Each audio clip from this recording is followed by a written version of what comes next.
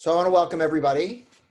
For those who don't know me, my name is Rabbi Marc Katz. I'm the rabbi at Temple Ner Tamid, and we are really pleased to be having this conversation tonight. So Temple Ner Tamid has a series, it's called Temple Talks, where we explore a number of really important issues in the community, especially now during COVID. And this issue tonight could not be more important. So before we begin, I want to thank our co-sponsor, the Montclair chapter of the NAACP. And I also want to say that tonight's talk is going to be in memory of Fred Pressman, who was a member of our congregation and just a really important advocate for justice and a really big advocate for feeding people. It was one of his passions, and he started a number of the initiatives that our congregation is involved in. And so, there's a hole in our community and in our hearts without Fred here. And so we honor him tonight by talking about this topic. So I want to welcome everybody and say that we're pleased to have three wonderful panelists and one wonderful interviewer. So to interview tonight, we've got Bud Mishkin, who's a veteran at New York One and has interviewed thousands of people over the course of his career. And I've seen him work with us in interviewing panels, and we're really excited to have him. And then in addition, I want to introduce our three panelists. Anne Mernin from Toni's Kitchen, Rev Joel Hubbard from Ladles of Love, Bloomfield Cafe / Manna Food Depot. And he could explain when he feeds people under the auspices of Ladles of Love and when under Manna Food Depot. And Mike Bruno, who is from the Needs Food Pantry. And together they make up what I think is maybe the triumvirate of the most important organizations doing feeding right now in this area, two specifically in Montclair and one in Bloomfield. And they've got a lot to add about what it means to, at this time when so many people are out of work, make sure that at least their basic sustenance is taken care of. So when I begin, I'm going to be pasting three different links into the chat. One is for the Needs Food Pantry. I'm going to do that right now. One is for Toni's Kitchen, which I will do right now. And one is for the different initiatives that Reverend Hubbard is working for. The Manna Food Depot being one of them, which I'm going to paste. It's a quite long link. That way, if you feel moved by anything that anyone says over the course of tonight, you can feel free to click on any of these links and to make a donation or afterwards, because as you're going to hear, not only giving your time, not only giving food, but also giving money is an important way to help really to make a difference. So with that being said, I'll come back on at the end, but I want to turn things over to Bud and to our panelists to begin what I think is one of the more important conversations that we can be having during this time. So thank you, Bud. Thank you, Rabbi, and absolutely. And what a beautiful touch to dedicate this to Fred Pressman. The old expression from the 60s, or either part of the problem or part of the solution. Well, Freddie, every day of his life was part of the solution. So tonight, let's get right to it. Anne, and we'll start with you. First of all, thank you all for being here. We really appreciate it. Bring us up to date, even as of today. What is the latest that you're seeing in the area as far as coronavirus and its effect on the economy, its effect on food, and all of the areas that you work in? Right up to today, what are you seeing? This is for me, I'm sorry. Yeah. Yeah. So what we're seeing today is that we have growing need in three areas of three populations. So one is a traditional homeless, near homeless population that was served by the Soup Kitchen Network in the community. And that population is fairly stable. It's grown a little bit, but not too much. So those numbers are holding steady. The areas where we're seeing tremendous growth are senior citizens, very hard hit during this period, and then families. Within families, there are obvious, well, within each of these are many subcategories, but within families, there are families that were already living pretty close to the bone. I think many people have seen the studies out there that show people didn't have $400 for an emergency expense before COVID. Right. So now those families are very hard hit, and then we're seeing many families who were much more stable prior to this suddenly having their income wiped out or a percentage of their income wiped out. So we're seeing those families as well. Mike, from your vantage point, can you talk about some of those elements as well? But also, what are you seeing, and has it transformed at all? We're now a couple of months, almost a couple months into this. Are you seeing things now that you weren't seeing, say, even 4 or 5 weeks ago? Oh, definitely. We're experiencing a completely new normal. Since this started, we've added over 200 new households who are coming to us for food who've never been here before. And we're seeing a lot of people who were hourly employees or per diem employees whose business is closed and they're just out of work, and they're coming to us for food and some of the other things we provide. We also deliver to about 230 homebound clients every week. And that usually is comprised of elderly, handicapped people that can't get out of their homes. We're getting a lot of requests for additional homebound deliveries because of the fear that some of people have in coming out and standing online for food. It's difficult to watch because we're seeing people that have just had their lives devastated by this. We're trying to keep up with it because it's obviously putting us in a position where it's costing us a lot more money because we're purchasing a lot more equipment, supplies, food, things like that. And our whole process is different. We're doing everything outdoors. So our distribution is taking place outside of the building. So I don't have people coming inside the building crowded together. That makes us weather dependent. It made it so that people are now standing in line in pouring rain. It's changed virtually every dynamic we have. Reverend, we ask you as well, what have you seen as far as the process or the transformation from the so-called early days of coronavirus to what you're experiencing now? First off, we're the rookies in this conversation. Mike and Anne, we thank you for your expertise and the sharing that you have done.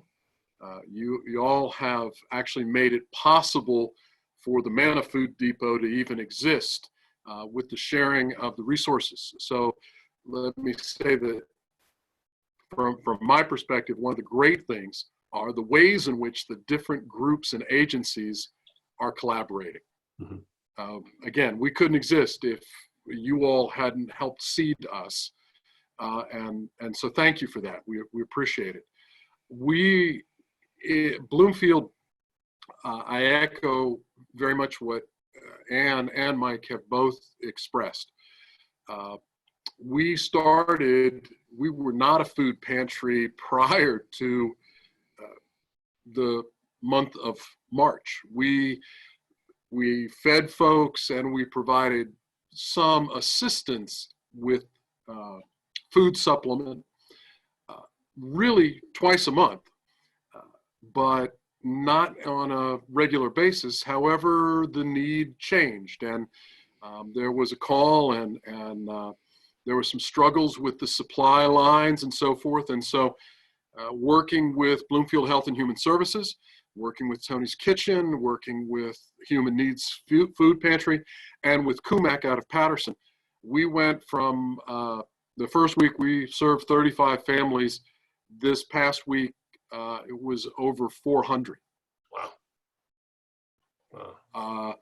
We went through about 8,000 pounds of food last week, and from zero on the 1st of March. So, you know, to use the sports metaphor even further, you started out by saying, Reverend, that you're a rookie in this, but you know, even rookies, no matter what the sport, in their rookie season, by the time they're in the middle of the season, they're rookies no longer. And veterans would say to them, you know, all right, it's you know, so because of how terrible this thing is, you're now, you know, for better or for worse, in mid-season form. I'll say this ask this to Anne and Mike, being because you have been involved in this for quite some time, not just coronavirus, but this issue. Are there any themes from your experience or truisms or methods that you used in previous times and are using now, just maybe more because it's such a terrible situation out there?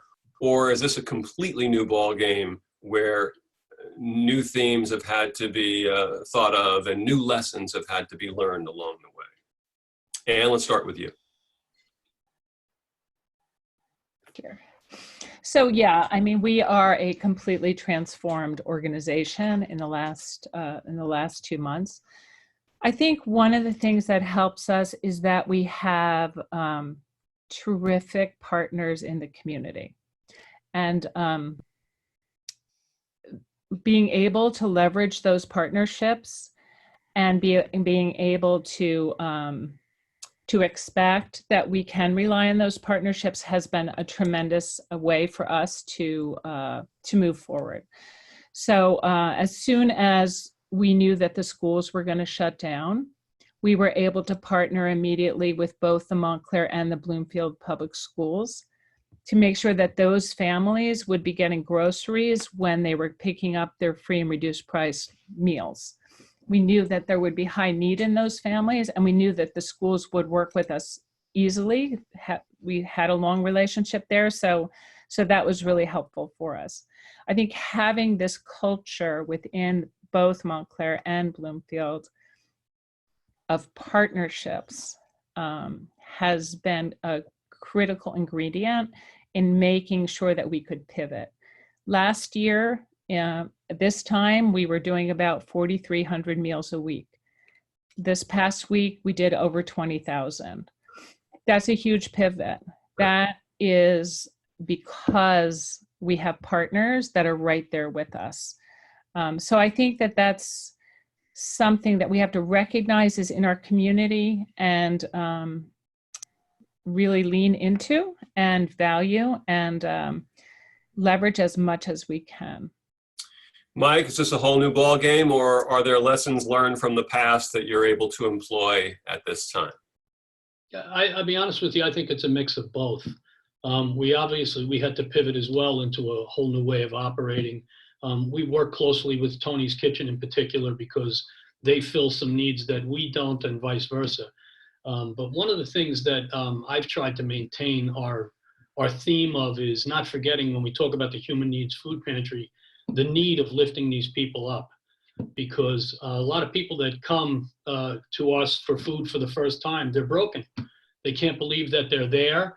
They feel like they've let their families down, that this has happened. So one of the things that I spend a little bit of time doing is trying to explain to them that they're doing exactly what they need to do for their families, and try to build up that esteem a little bit too, because it's crushing to have somebody who's been taking care of their family for many years, and then all of a sudden the rug is pulled out from under them and they don't know where to turn. So we try to take that devastation out of them a little bit by showing them that they're not alone in this, and that we understand, and we're not just handing you a bag of food and sending you on your way. We try to provide a bunch of services for them. In that sense, you're part a food provider and part therapist to a certain We like to think so. We try. We really try. Yeah. Reverend, we know about what each of you do and what your organizations do, but is there something that doesn't meet, and you've gotten attention for it, and rightfully so, but is there something, Reverend, that doesn't meet the eye, that for those of us who are not in it every day, in the work that you do, is there something that might catch us by surprise, or something that really doesn't come to the fore when you think about the type of work that the three of you do? Well, I would like to highlight two, and to go further with the cooperation that we started with that exists between the Manna Food Depot and Human Needs and Toni's Kitchen, with the interfaith connection between Near to Mead and Park, because Manna Food Depot is at Park Church, but it doesn't exist without the partnership with Near to Mead. And it was a collaboration between Fred Pressman and a couple of folks here at Park over the course of 6 years. And in fact, our Ladles of Love, the Bloomfield Cafe, has been a collaboration over the last 5. And Fred was key in making that happen and then continuing to move forward. So I would say, for example, we're open Tuesdays and Thursdays. And Joel Doro, who may be the next Fred Pressman at Near to Mead, just sorry, Joel. Anyway, no, that's okay. Joel's the first Joel Doro, and that's pretty good. It's excellent. But point taken, point taken. He has been instrumental in, so Near to Mead staffs are Tuesday. All our personal shoppers, the stockers, there were folks in here tonight setting things up for tomorrow's families, for our guests who will come. And then on Thursday, the park congregation staffs. So this sense of community and cooperation is incredibly key. Just to share a story, we had two families, two young women under 30 who came 2 weeks ago and received. This past week, they came back and asked to be part of the shopping staff. So again, this is a community effort. This is something where relationships are being formed and people are not only receiving, but people are giving back in a whole host of ways that just is not seen otherwise. I know I was going to say, I had a second point. It went out of my head, so you're just going to have to go on there, bud, okay? That's okay. In my house, we call that Tuesday. So that happens all the time. But it does lead, as if we had planned it, it does lead very nicely as a segue to my next question, which is a conundrum. And it's very personal to me because I could say, well, a friend of mine is going through this, but I'll just say it. This is what I'm going through is you, of course, want to help.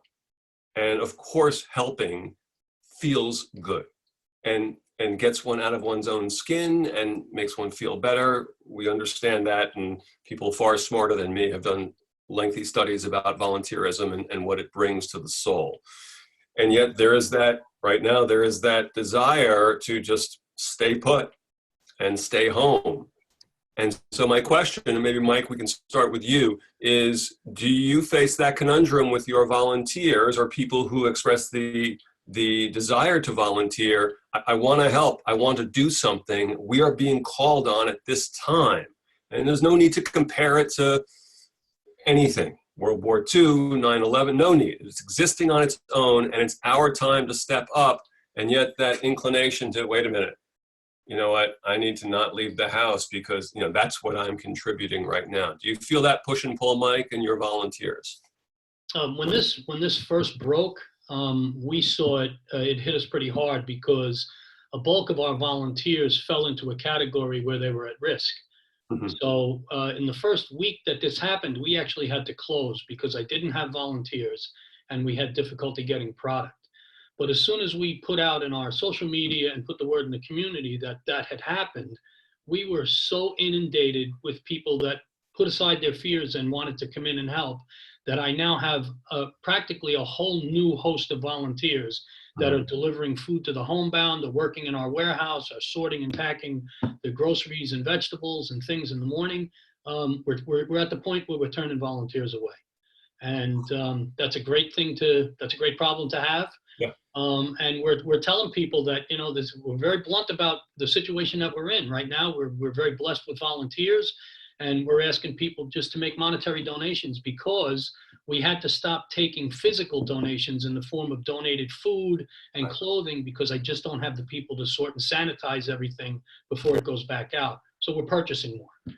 And the other little thing that we're seeing that is a real change for us is we handle multiple towns within Essex County for various food programs, but now I'm seeing people from Bergen, Hudson, Somerset, Morris County. We're seeing people from all over the state because there are a whole bunch of food pantries that are closing or have closed, and where they live, they can't get assistance, and we're finding them coming to us. Mm-hmm. So it's really ramped up the need for us to have enough product in the building at all times to take care of the amount of people, because my goal since I came here was that no one leaves without food. Mike, as you mentioned, and as the rabbi mentioned at the beginning of this program, you can go online here, I believe in the chat, and find the places where you can donate to one of these great organizations. Obviously, it would be most appreciated at this time. And same similar question, with your volunteers, have you seen a transformation as far as the number of volunteers? And also, is there, I somewhat said half facetiously about, you're being a food provider and a therapist, but do you have to kind of watch your volunteers as well to almost make sure they don't peak, that they kind of keep an even keel in the work that they're doing, which is obviously such important work? Yeah, I think the volunteer question is a really important one. So there are volunteers that have been with us for a long time and feel very devoted to the mission of feeding our neighbors and have struggled with the idea of coming in. And I think the most important message to those volunteers is you need to do what's right for yourself and for your family. Like, that's the most important thing, is to give people permission to stay home because they need to do that. And that's the healthiest thing for them to do. We have had new volunteers coming in, as well as, many of our older ones are still here, or our more experienced ones are still here. I think one of the things that we had to do right away was let people know that we are thinking about volunteer safety, their own health. So we immediately changed our protocols, and also we changed our shifts. So where we used to have longer shifts, we now have much shorter shifts. They're 2-hour shifts. We have them 4 times a day. Where we used to be open mostly in the mornings, we're now open 9 to 5. That's both for volunteers and also for guests to come and pick up groceries, or to help people who are coming in the community to work with their schedules a little bit better. So I think the volunteer thing is really important, and people also can over-volunteer. They can be here, like, where you can see they're really working so hard to address an issue that's very weighty for them. And I think we have to keep an eye out for those individuals and just be in touch with them about how much what they're doing is helpful, and that it really takes a village to address the issues that we're facing, that we all have to do this together. And no one of us is going to fix this situation. I think it's a really difficult moment on many levels, and even for volunteers to face each day. Families who are coming, sometimes they know these families that are coming. And it's really challenging, and it's heartbreaking for people. We have volunteers who have, volunteered with us for years and who are now receiving food from us. Those are very tricky moments. But I think it's that message of we really are all in this together. And I think going to what Mike was talking about before, this is what is a healthy thing to do for your family, is to reach out and bring food into your family. Let's stay with that for a second, and with you, Anne. It might be obvious, but again, that's a really compelling thought, and an image of someone who's volunteered with you for so many years, and now they're coming in for food. The depth of what we're going through, that picture paints it perfect. So my question is a very broad, general question. We should never assume anything, and perhaps there's someone watching tonight who is either in need of food or can see shortly where that might be an issue, or maybe knows someone for whom it might be an issue. So can you just all briefly state, just let's get the particulars out there, what you offer and when you offer it, so that people know, and if they know someone, perhaps can jot it down, so that we actually have the actual information. And we'll start with you. Sure. So we offer 3 sort of different programs. One is for families. They can come anytime between 9 and 5, Monday through Friday, 9 to 1 on Saturday, or 1 to 6 on Sunday. and pick up groceries. We don't do income screening, so anyone who comes is welcome. For our homeless and our near homeless population, we are here at our regular hours that we were here previously. So that's 11:30 Thursday, Friday, and Saturday, and 5 o'clock on Sunday for a hot meal. Those are just packaged to go now instead of eating in our dining room. Right. For senior citizens, there is home delivery. It's Katie York at the Township of Montclair and the Bloomfield Health Department both coordinate lists of senior citizens who need home delivery. In Montclair, we do 227 seniors that need home delivery on Saturdays. The Kiwanis does the delivery. We provide the meals. And we do the senior buildings on Wednesdays. And then in Bloomfield, the distribution works a little bit differently, and that's coordinated through the Bloomfield Health Department. So if you're a senior, you want to be in touch with your health department, and they will put your name on a home delivery list. If you're a family and you need home delivery, you can reach out to us directly. We have a list of people that we do home delivery to, but primarily for families, it's showing up for groceries during the hours I mentioned. So those are our 3 different programs. Great, thank you. Joel, Reverend, I'll hand it over to you. Can you give us the particulars so that people know what you offer and when you offer it?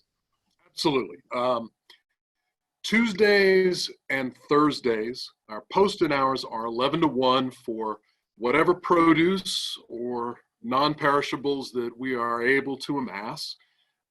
And they, again, we don't do any financial screening. If you come to the door, you're going to receive food based on what we have and the size of your family. There are times when we're able to open a little bit earlier, but our posted hours are 11 to 1, Tuesdays and Thursdays. In the cooperation and partnership with Bloomfield Health and Human Services, as well as other township groups, we have found that there was an underserved neighborhood near the Carteret School in Bloomfield. And so the request came, and so now we have mobile manna, which goes out on Friday evenings. And to be honest with you, I'm not sure whether it's Human Needs or Tony's Kitchen or both of you that have helped. Is it Tony's Kitchen? I see Anne put her hand up. We have township employees who go up, pick up the food, bring it down, put it in our trailer, and then we take it out and distribute it. So we're Tony's Kitchen South, I guess you could say, on Friday nights at the Carteret School. And I have to say, that is has been a huge eye-opener, because many of those families in that area of Bloomfield are not going to be able to get to us or get up to Montclair, transportation being an issue. Right. And having a Friday evening after hours, so to speak. I believe the first week we had about 80 pre-made bags, and they were gone in 30 minutes. Yeah. This past week, the weather was awful. Right. But I believe we had 250, Ann, I think is what was provided, and only about 50 came back, even with the horrific weather that we had on Friday. So nice. Friday nights at the Carteret School, Tuesdays and Thursdays here at Park. All right, Reverend, thank you. And Mike, we'll finish up with you. Again, can you give us the particulars, the when and the what that you are able to provide? Yeah, so basically we're a supplemental food pantry. So we try to provide groceries for people that is in addition to what they can get for themselves. So we're open for distributions on Tuesdays and Thursdays. We're open from 12:30 to 2:30, but we always wind up staying until the last people are served. We try to provide things like fresh fruit and vegetables, some type of meat, chicken, or fish, whatever I buy that week, and then groceries being, proteins, pastas, rices, vegetables, canned fruits, things like that, so that they can make meals in addition. We always provide some sort of breads and things like that. The secondary to that is that we also provide diapers and wipes for moms that have children, because diapers and wipes are very, very expensive. We provide feminine products. We provide nutritional supplements for people that need them, Glucerna for diabetics, Ensure for cancer patients and people that are having a little bit of difficulty eating. So we try to plug all the different holes that we see that people need, that are just very expensive items to buy. Soap, shampoo, toothpaste, toothbrushes, things like that we have as well. And one thing that we provide that a lot of people forget about is pet food. Because we found in this community, some people will skip a meal so that they have the money to feed their pets. Right. So we provide cat and dog food. We've been very fortunate to have some generous donors that donated either the food or the money to buy the food, and we've received some grants along those lines as well. So we're trying to fill all those little gaps that create the problem being so much worse for the people that are so deeply affected. Mike, we'll stay with you. And then we'll get to questions in our chat room. We'll have a good 20 minutes for questions from people who are watching, and we appreciate you watching tonight, and we appreciate the three of you contributing your time to kind of inform us more about the situation going on in our area. Mike, how mindful do you have to be in general, and specifically during this time period? Is local, state, federal government policy, does it impact you directly, and do you have to be mindful of it? Or do you just kind of do your work, do your thing, and whatever happens, so to speak, on the outside world, okay, that's fine, but here's our mission right here? Well, the policies that affect us obviously are the ones for dealing with interacting with people. So the way that we handle everything is masks and gloves and physical separation. One of the things that we changed about the way we do volunteers is we try to enlist families, so that in our warehouse where the produce is being done, we have a family will come in and do it, so they don't have to worry about being physically separated. Mm-hmm. So we don't have to be as careful because our physical space is quite small. Beyond that, the state and federal guidelines that affect us are just the ones for giving out food allocations, and how people qualify for food. But under this circumstance, I think everybody's just saying, if you're hungry, we'll feed you. Right. And we'll worry about registrations and qualifications at a later date. It makes it easier for us. It's a streamlined process to be able to get food to the people that need it, and it's less shuffling of papers and interaction with people physically. So if you were to drive by our building when we're open, what used to be a small line that came outside of our building to the sidewalk now goes down a block and a half and turns the corner and goes up a block. And I spend a great portion of my time either dealing with the people that have never been here before, trying to ease their concerns and make them feel welcome and make it a smooth process, or keeping them physically separated while they're on the line, because, people are people, and it's very easy to forget. You're talking to the person in front of you, you're talking to the person, you got a whole community of people who find themselves in the same boat. They're going to talk to each other.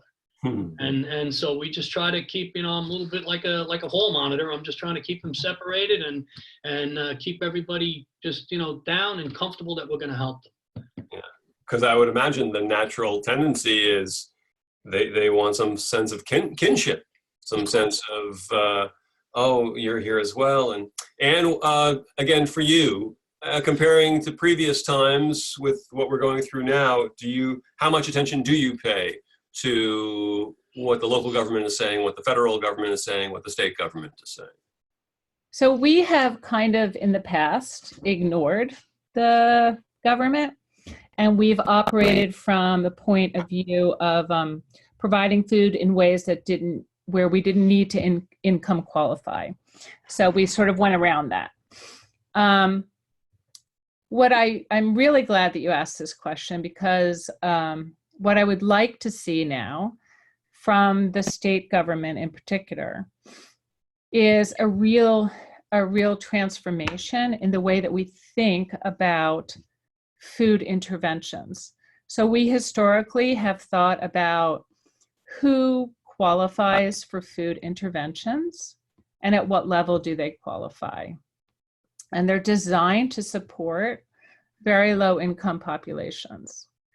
in this moment, we have disruption up the chain, right? So we have people who never, ever, ever were struggling in the way that they are now. And those people, what I worry about with is they're going to be very reluctant to reach out to a Mike Bruno or myself or to the Manna Cafe and ask for help until they get down to their last dime. Right. And so that the risk there is that they will be at risk of losing their housing by the time they reach out for help, because the culture is, I need to get through this, I need to figure it out, I need to rely on my resources. What I think would be very helpful at the state level, and in the way we resource this particular moment, which is not going to end anytime soon, right, is to redesign our food programs so that we're reaching up the chain more. And we're telling families, don't wait, reach out now, use food supports now, and preserve your financial resources in order to hold on to your housing. right.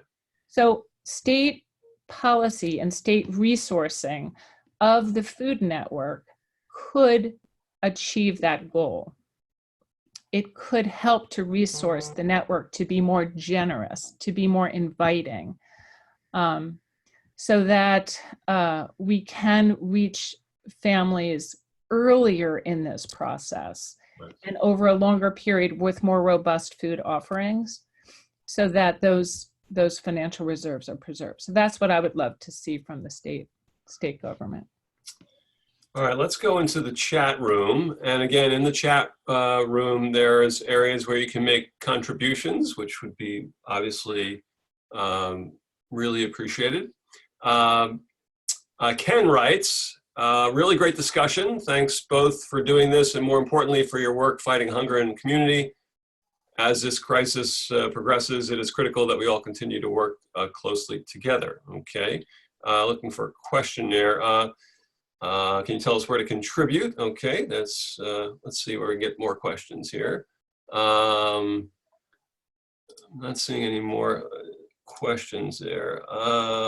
Sorry, folks, let's give me, to Anne, can you describe, this is from Susan, can you describe what the conditions, parentheses, safety factors are for volunteers who are cooking on site?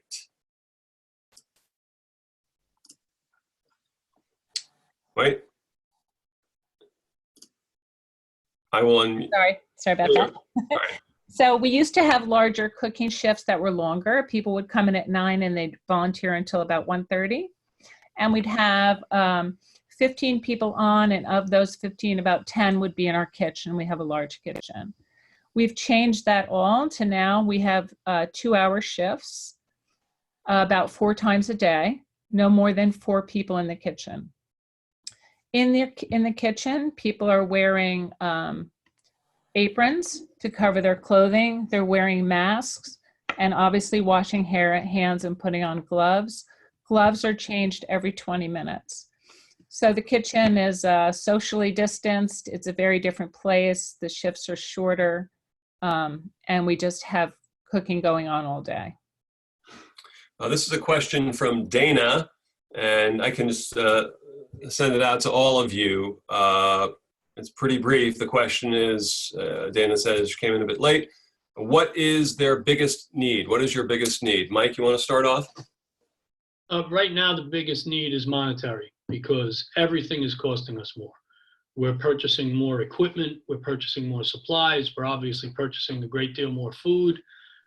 We've had to incorporate the use of tents for outdoors. Even the bags that we use and the twist ties and everything that goes with it, we're buying more and more of them. People are surprised to find out that we spend thousands and thousands of dollars a year in bags. Now that we're giving out more to more people, the monetary end of it is our biggest need. Reverend, you want to jump in on that? I would echo what Mike has shared. We didn't have a budget. This is all from the ground up. So we're scratching at every turn to that's part of why we call it the Manna Food Depot, because everything that happens is truly a gift from God. So absolutely, financial contributions. I'll tell you, but a specific thing, there's 3 specific things that anybody could give to us. Quart Ziploc bags, gallon Ziploc bags. Oh, shoot. What was the third one? Oh, egg cartons, empty egg cartons. We're able to, at times, to get cases of raw eggs from the food bank in Hillside. But what do you give people a raw egg in? Okay. So an empty egg carton would be excellent. The quart bags and the gallon Ziploc bags, we can get bulk pasta, we can get bulk rice, we can get bulk flour, but you got to put it in something. So financial donations and egg cartons, quart Ziploc bags, gallon Ziploc bags. When you had the first 2 and then couldn't figure out the third, my money was on a bigger quantity of Ziploc bags, but quite obviously that was not the case. This is for Anne, but I'll throw it out to all of you, but Anne, we'll start with you. Dana again asks, can you come and donate trays of hot food? We've gotten that question. Excuse me, No, you're good. You're good. So we've gotten that question a lot. Prior to this particular moment, we were able to accept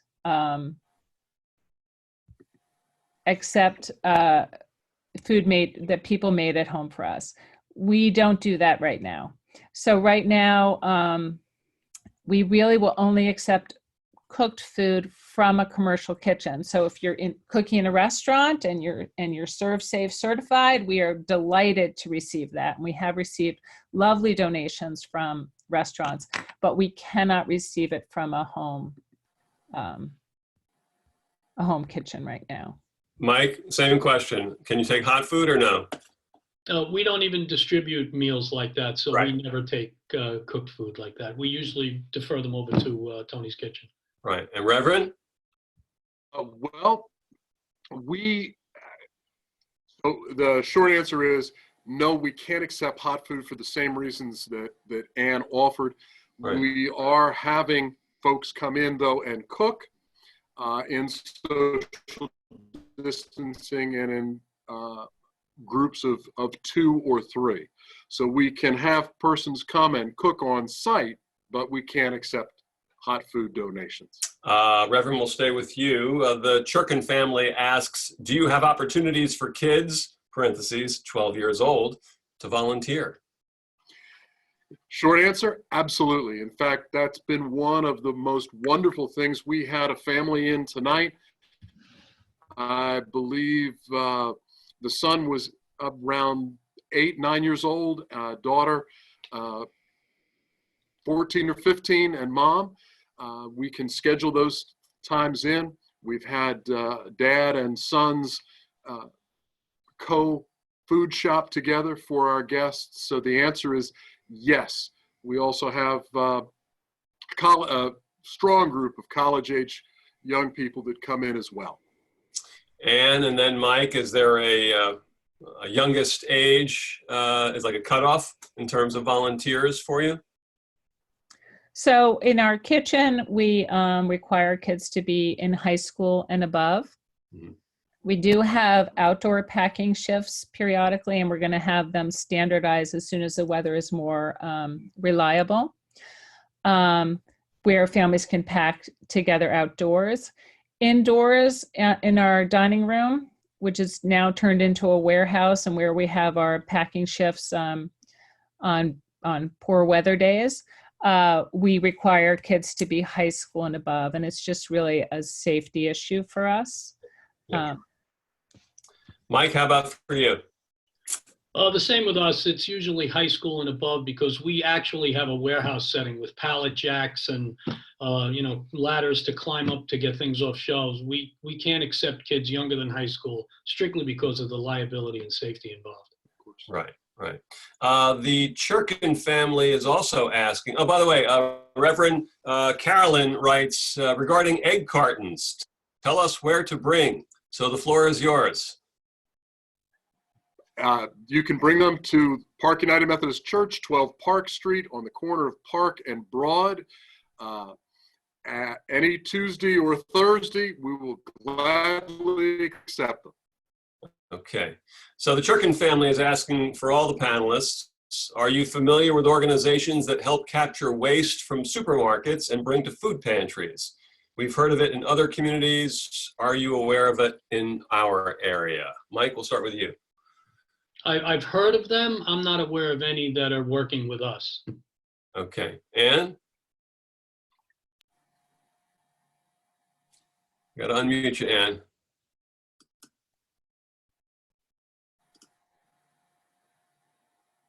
Need to hear you. I'm not hearing you. Unmute audio.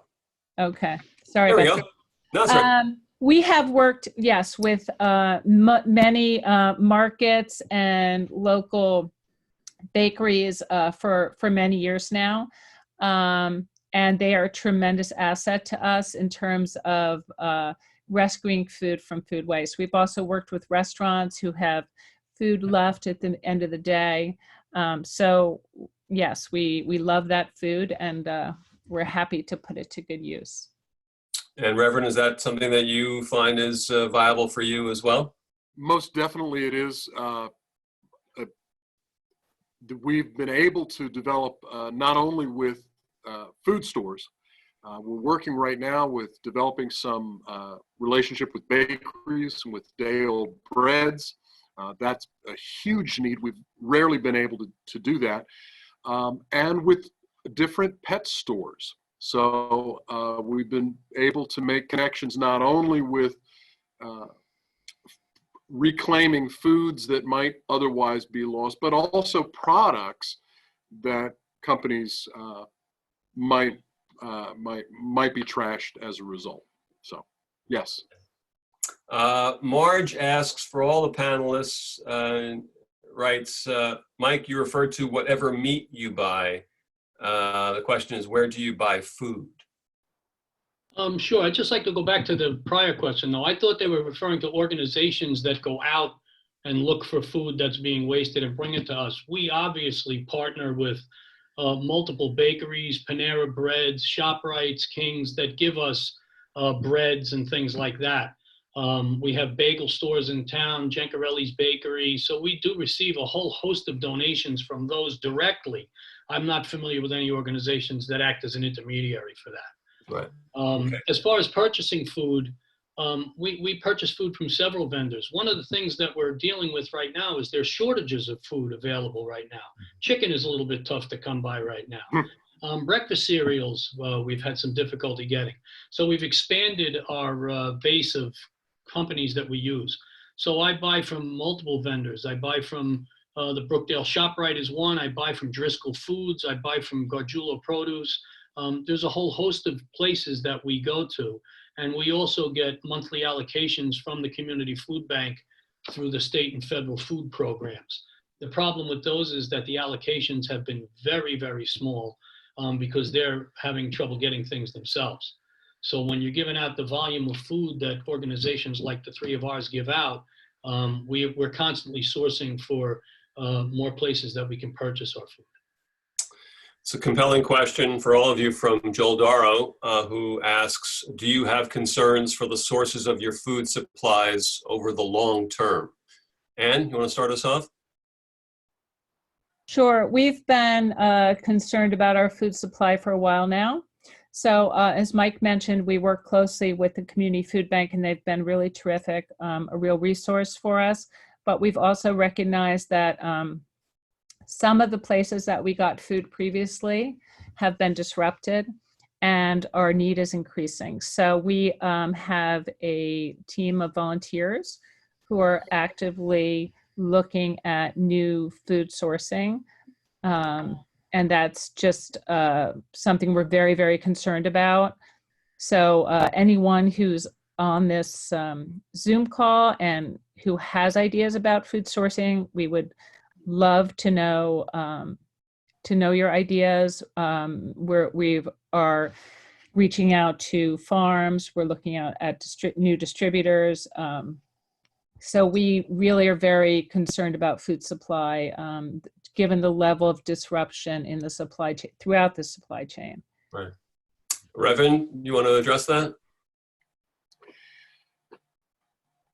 I really, at the bottom line, and one of the things that we're going to be having conversations, I'm going to be reaching out to Mike and Anne and asking the questions that I don't even know to ask, which is, of course, how do you source long-term? Because we've really been working almost exclusively with the food bank in Hillside. And with Toni's Kitchen and with Human Needs. So that's the extent of our sourcing at the present. And we know if we will continue to be in this as a resource, we've got to expand that. But we're not even sure what questions to ask yet. Yeah. Susan, one more question from the people watching, and then we'll start to wrap up. Susan asks Anne, can you describe what the conditions, parentheses, safety factors are for volunteers who are cooking on site?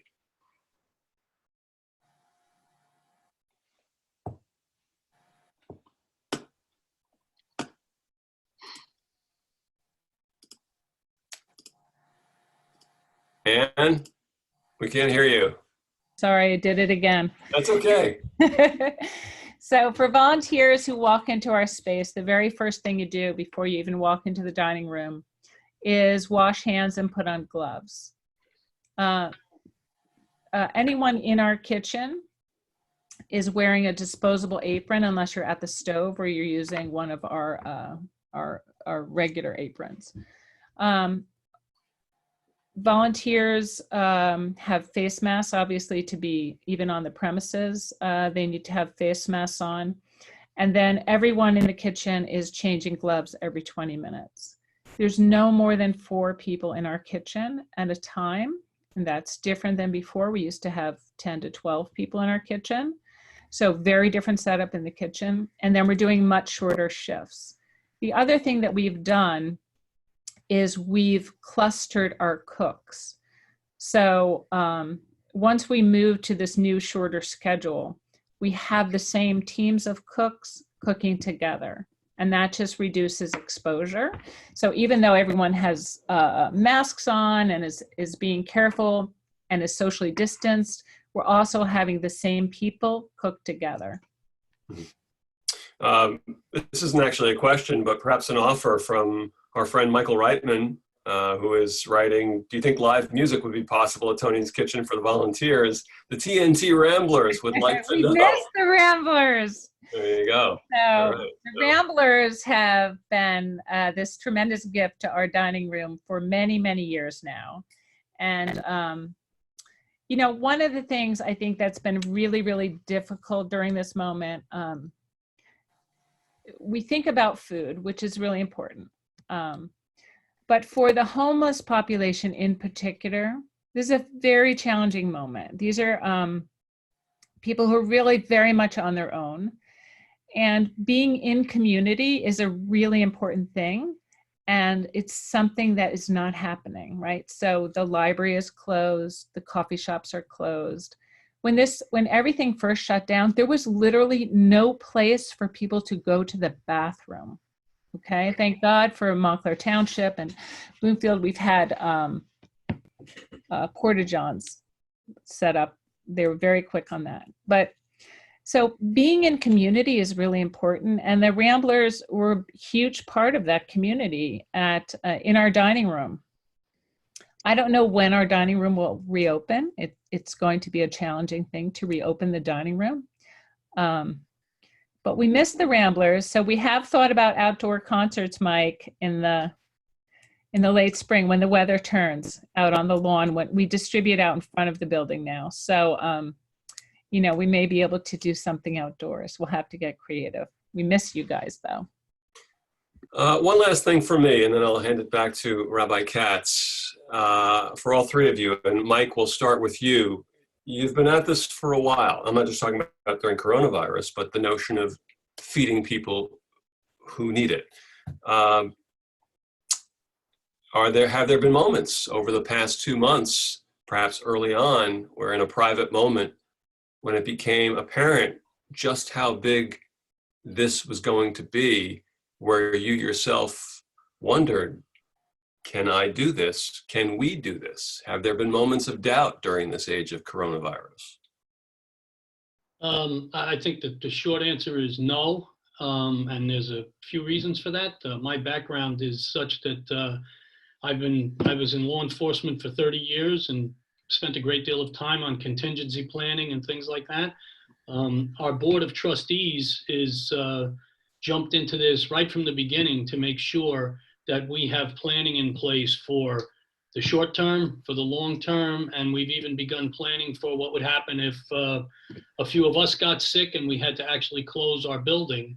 What would we do? So we actually have contingency plans that go all the way up to and including if we had to close our facility, that we would be able to provide some form of service to the people that we serve. I never thought that we would not be able to do it. It's just that the challenges that we meet, we have to work around them. Food sourcing is one that we've talked a great deal about, and we've come up with plans, even if that's the case. So we're working at it constantly, trying to make sure that we can continue to provide under the worst of circumstances. But I think, and my personal opinion is that I think as this goes on throughout the summer, I think we're going to see some places get back to normal. You know, the meat industry's been hit hard because of all the issues they had at some of the packing houses. And I think now that they've become aware of it and they're addressing it, I think we'll see that come back. We're coming into the summer months, so the community gardens become a big factor for us because they come by with bags of tomatoes and vegetables and produce and things that they've grown themselves, and a lot of the home gardeners do that as well. So we get a big increase in the fresh fruit and vegetables that we get that are homegrown. So no, I never thought that we wouldn't be able to do it. We just have to be smart about how we do it to make sure that we're always thinking long term. Reverend, how about you? What's any private moments where you kind of wondered, is this going to happen? Are we up to the challenge here?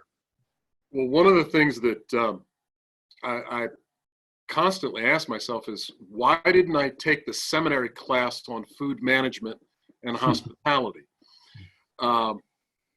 But it's always, in everything that the faith community does, it's always an act of faith.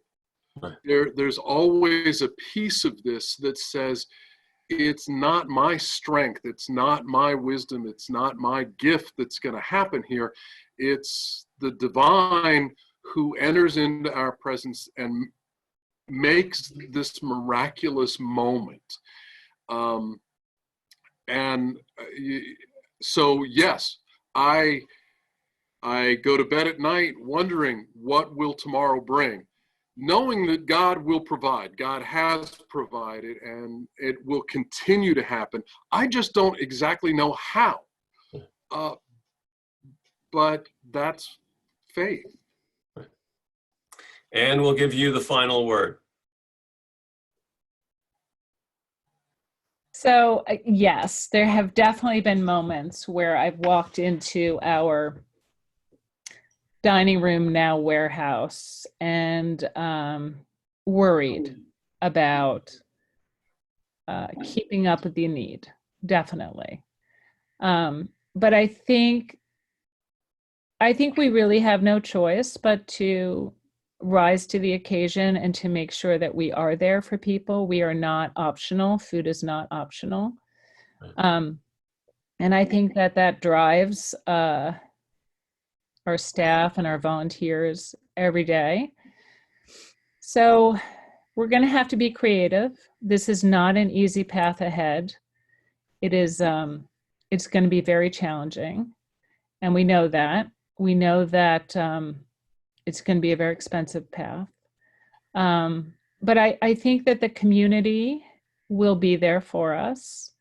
I think the only way to do this is to do it together and to keep reaching out, to keep talking to each other about how we're doing, what we need, and what various people can bring to the table. Not everyone has to be here volunteering. Not everyone has to make a major financial donation. There are many ways to participate, and I think everyone finds ways to participate, and that's how we're going to do it, in ways that we have not even imagined yet, but we will meet this need. Well, for the nourishment that you've provided, all three of you, for the stomachs and for the nourishment that you provided for the soul, we thank you, and thank you for being here tonight. Rabbi Katz, I'll hand it back to you. So as I began, 3 links I'm going to paste into the chat. The first is for the Human Needs Food Pantry. The second is for Toni's Kitchen. And the final one is for the Manna Food Depot. And I just want to encourage everyone, there's a few things you can do. The first thing you can do, of course, is that you can make a financial contribution. The second thing you can do is take any of the advice of any of these 3 panelists and figure out a way for you to get involved, whether it is making the financial contribution, or if you feel well enough or safe enough to actually go and volunteer. But the third thing, and this is a big one, is that tomorrow on Ner Tamid's Facebook page, I'm going to be sharing the link to the recording of this. And I want to ask that if you feel comfortable, that you share this recording out to other people too, because right now we were blessed to have over the course of the night, about 50 to 55 different computers watching this, which somewhere is in the vein of 80 to 100 people, which is a great crowd. But we need many more people to know about this and how they can get involved. And so if you share this, then the really wonderful explanations that we had from Mike, from Joel, from Anne, those are going to spread exponentially. So please spread the word about all that people can do. And once again, to our panelists and to Bud, thank you so much for being so insightful. So I hope you feel inspired tonight. Feel free to chat your thanks. And I'll leave this link live for just a minute or 2 more if you want to copy and paste those links that I sent out in the chat just now. And thank you and good night. Thank you. Thank you so much for hosting, Rabbi. Amen. And you, Bud. My pleasure. Thank you all.